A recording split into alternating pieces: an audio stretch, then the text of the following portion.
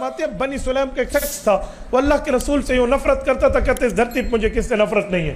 ایک بار جانے لگا گوشت شکار کر کے، وَالذَّبُّ فِي قُبِّهِ، یہ کم ہے جسے ہم کف کہتے ہیں، یہاں مری ہوئی گو کو چھپائے ہوئے تھا کہ وہ لوگ گوہ کھاتے تھے. اس نے کسی نے کہا مجمع کیوں جمع ہے؟ کہا مسلمانوں کا نبی اپنے صحابہ کے ساتھ ہے. کہا ذرا مجھے لے جاؤ.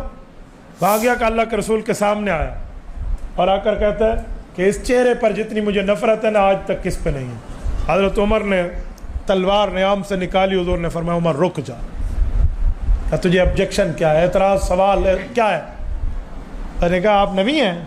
یہ مرا کے گو لایا ہوں، مار کے اپنے ہاتھوں سے یوں گو نکالی، فاخرج من کمہ فوضع بین یدی رسول اللہ، یوں نکالی مری ہوئی گو اور حضور کے سامنے ڈال دی.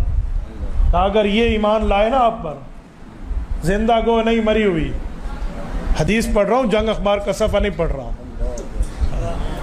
یوں ڈالی کہ یہ ایمان لائے تو میں لاؤں گا. گویا اپنے تکبر کی انتہا کو پہنچ چکا تھا.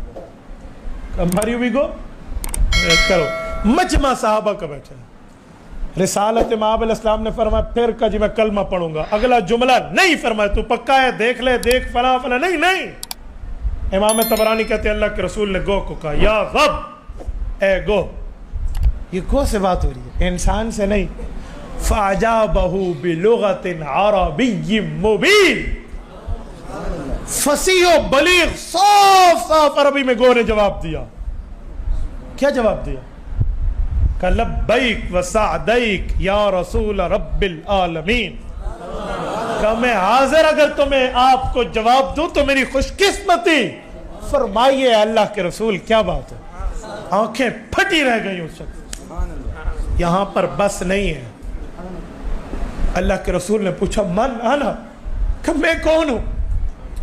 گو جواب دے رہی ہے، صحابہ نہیں دے رہے.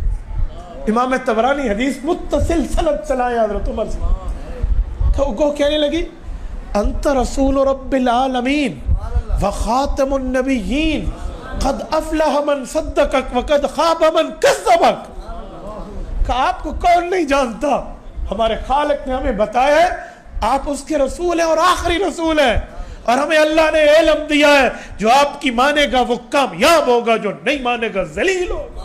نعرہ تکبیر، تاجدار ختم نبوت زندہ باد، جو تخت ختم نبوت زندہ باد، ختم نبوت کے منکروں پہ لعنت، مرزائیوں پہ لعنت، قادیانیوں پہ لعنت، مرزائیوں پہ لعنت، مرزائیوں پہ لعنت.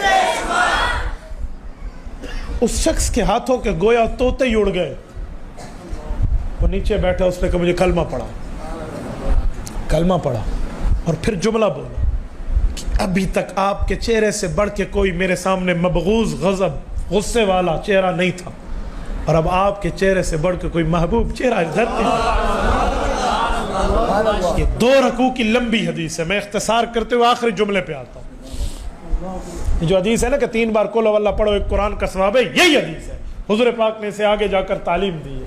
لیکن میں آخری جملے پہ آتا ہوں. حضرت عمر کہتے ہیں کہ جب سے میں ایمان لایا ہوں، 40ویں نمبر پہ حضرت عمر ایمان لائے ہیں صحابہ میں. 1,24,000 کم و بیش صحابہ میں 40واں فیگر پورا ہوا ہے جب حضرت عمر سن 590 میں ایمان لائے تھے. کہا میری آنکھوں نے ایمان لانے کے بعد آج تک ایسا منظر نہیں دیکھا کہ کسی قبیلے کے 1,000 بندہ اکٹھا کلمہ پڑھ رہا ہو.